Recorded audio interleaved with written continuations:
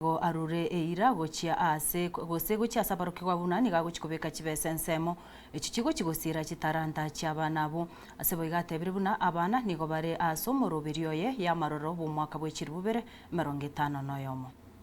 Can you picture for me beyond 2030? What do you see? I see performances everywhere. People gathering, being united by music. Yes. So that's the future. That's the future. What do you think government or William Ruto as president, what do you think we should be doing more or better?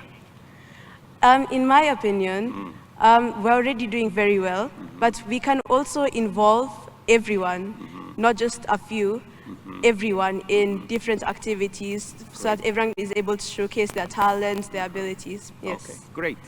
So I just want to give you one decision that we have made. All along, as I have told you, this was extracurricular, activity. Yes. But now, with competence-based education, this is no longer extracurricular. This is now mainstream education. And as a result, in the past, this used to be funded by well-wishers and, sports fund and others.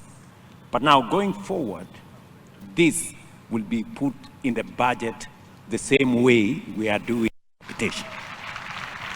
Is there space for creatives in the government? Absolutely. First, we are making music no longer, something on the side. It's now formally in the education process. That's number one.